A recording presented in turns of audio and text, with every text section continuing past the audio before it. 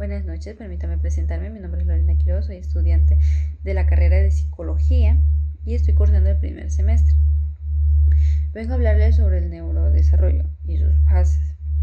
Para empezar, hay que hablar sobre que la ontogenia o el desarrollo del sistema nervioso, en especial del cerebro, es un proceso biológico demasiado asombroso, empezando porque empieza pocos días después de la concepción y alcanza el cerebro, que es la zona más compleja, alcanza su configuración adulta poco después de la edad adulta temprana, que vendría a ser desde los 20 a los 25 años.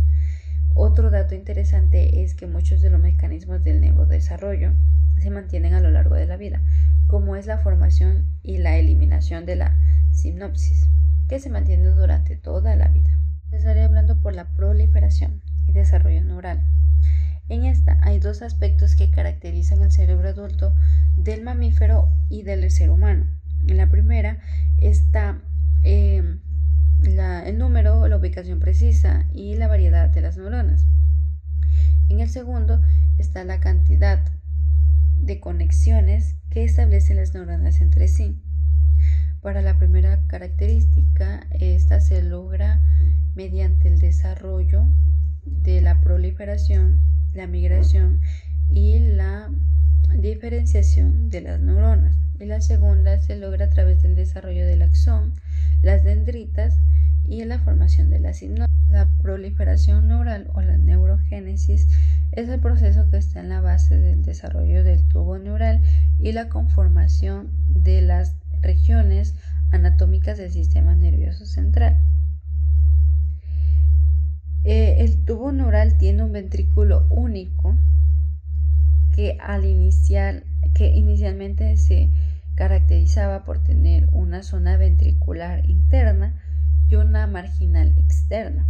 La proliferación y la migración desarrollan patrones relacionados con este eje, tanto externo con interno como ventricular y marginal. La neurogénesis es muy intensa hasta mediados del cuarto mes de gestación, es decir, hasta la semana 18.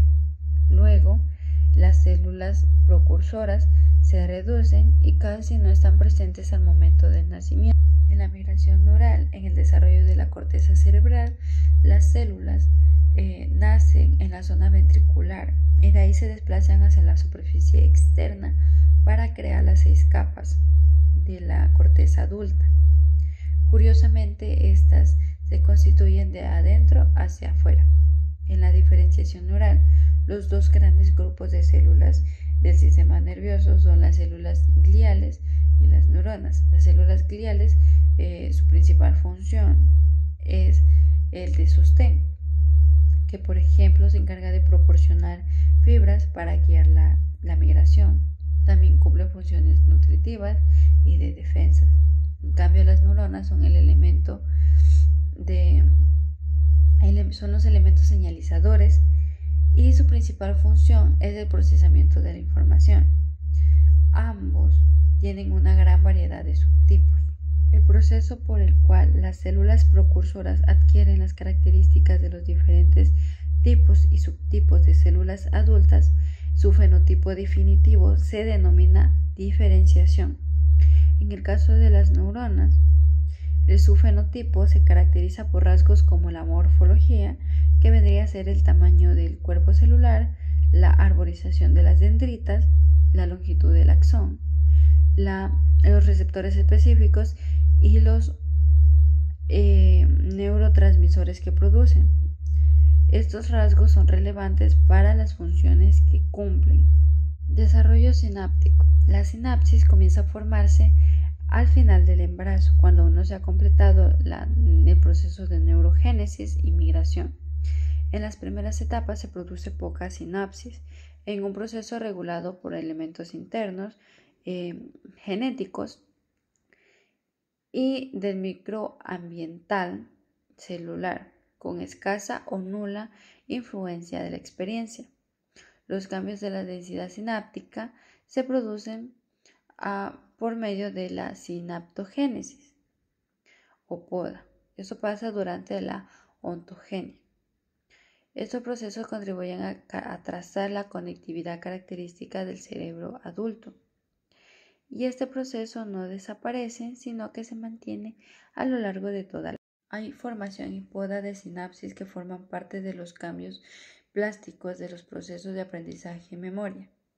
La experiencia induce cambios en el cerebro que se almacenan a largo plazo, como por ejemplo los cambios en las conexiones dentro de las redes neurales.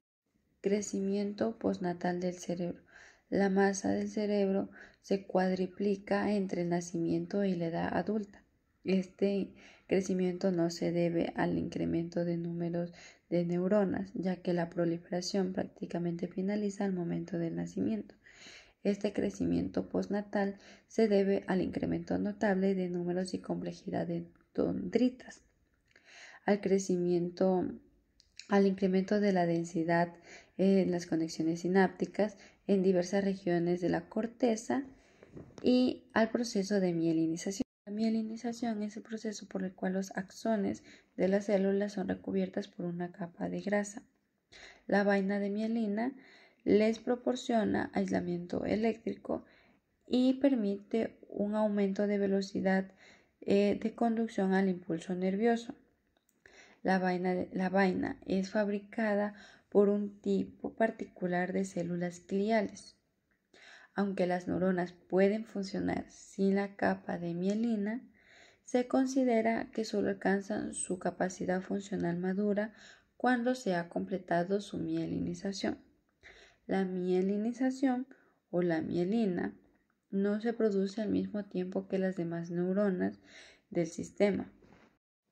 Cualquiera de los procesos mencionados, desde la proliferación celular hasta la apoptosis y poda de la sinapsis, implican grandes cambios en la síntesis de las proteínas, es decir, cambios en la expresión de genes.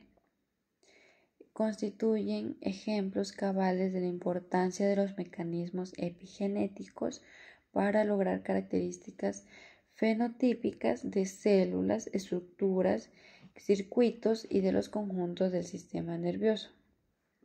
Los trastornos del neurodesarrollo son múltiples y no siempre tienen sintomatologías. Entre los más mencionados tenemos el trastorno de déficit de atención, la discapacidad intelectual, el trastorno espectro autista. También tenemos el retraso de la adquisición del lenguaje, tanto compresiva como expresiva, o también tenemos en lectoescritura como la dislexia. También tenemos los trastornos de comunicación en general y podemos incluir también todos aquellos déficits neurológicos, tanto cognitivos como motores.